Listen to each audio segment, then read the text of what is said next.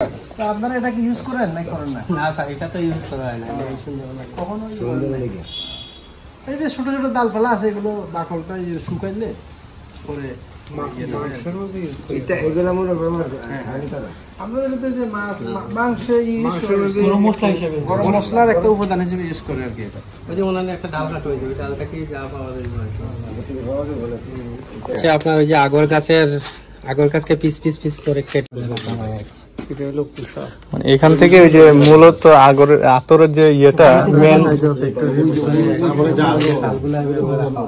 বুঝতে পেরেছি। এটা হচ্ছে ওই যে লোহা মারা যে খালটা দুবাই এটার মালিক যারা আছে। ও তাই নাকি? আল হারামাইন মালিকের এটা একটা পার্ট রহমান আছে আর আব্দুল মুক্তাদির মুক্ত।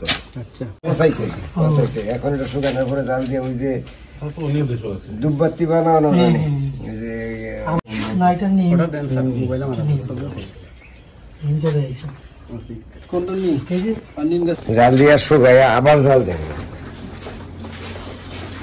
ও ইসদিনি আছে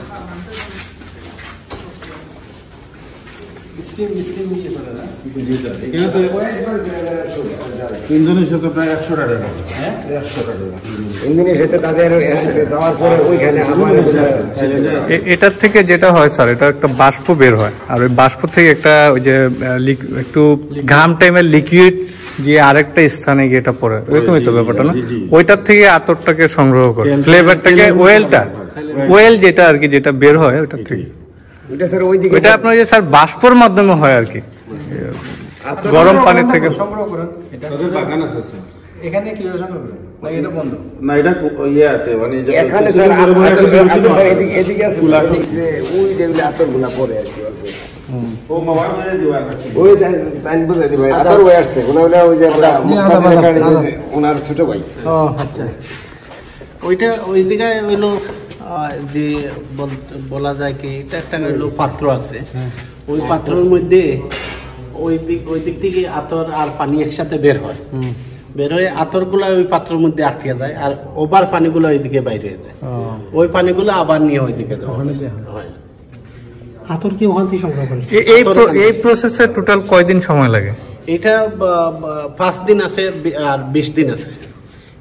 একটা কোষ 5 দিনে বাইরে হয়। একটা গাছ কাটার পর থেকে গাছ থেকে আতরের যে লাঠিটা সেটা বের করা পর্যন্ত একদম হাত পর্যন্ত আসা পর্যন্ত কয়দিন সময় লাগে টোটাল এই প্রসেসে? একটা হাত পর্যন্ত আতর আসা আগ পর্যন্ত 1 মাস সময় লাগে। টোটাল 1 মাসের মতো সময় লাগে। পরে ধুয়ে নেন? না, তো পরে ওইটা ওই যে রং দেওয়ার পরে কালার হয়, তারপরে মোমবাতি দিয়া ওইটা বালাটিকে। আপনারা কি রং করেন এটা? এটার মধ্যে কোনো গন্ধ আছে না? না, গন্ধ নাই, এটাতে মিডল ইস্টে গন্ধ ঢুকাবে। আচ্ছা, ঢুকাইয়ের ওই যে এই মাল আছিল, ওই গোডাউন ভর্তি আছিল, রোববারে 1 কন্টেনার গেছে বাইরে।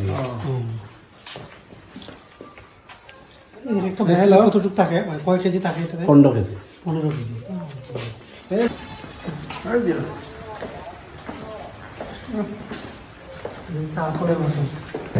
না, ওইটা শুকাই নিছি, এখন শুধু রঙে দিতে রঙে দিলে ওটা কালার হয়।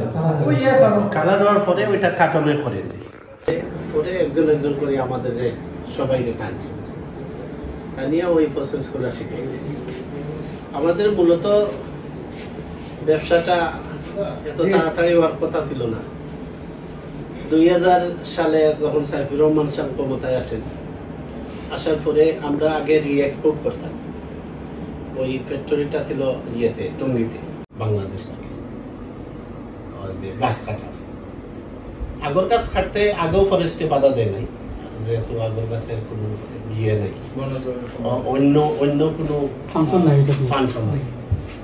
তখন বলতো ই হইতো, ওই যে লোহার গাছ কাটতো, সাদা গাছ কাটতো, মার্কেটিং হইতো। 2011-তে আমরা মার্কেট করলাম সৌদি আরবে, যে ওই যেগুলা আতর বের করার পরে যে সাদা লাকড়িগুলা, ওইগুলা মার্কেট হওয়ার পর থেকে এখন ধারাবাহিকতা ওই মালটাই এখন আসলে বাংলাদেশ থেকে বেশি যাচ্ছে। আতরের পরে যে অবশিষ্ট যে মালটা, ওই মালটাই এখন এক্সপোর্ট হইতেছে। ওই যে এখন যে গাছগুলো যে পিস পিস করে রাখছেন, ওইটার থেকে তো আতর বের করবে। হ্যাঁ, বাইরে করার পরে কি কালার কি হয়ে যায়? কালার ওইটা সাদা হয়ে যায়। সাদা হয়ে যায়, কালো তো সাদা হয়ে যায়। এখন তো ইয়ের বৃষ্টি পানির বিদাতে একটু কালো দেখা যাচ্ছে, আবার তলোর ফরত আবার সাদা, আদা উপরের অংশটা চলে গেছে, একটু ভালো হয়েছে যে কিছু বৃষ্টি কিছু পানি। এখানে তো ফ্যাক্টরি বন্ধ আছিল, ওই দিকে কাটছিল, ওই মালটা এখন আসলে কন্টেইনার হিসাবে বাংলাদেশ।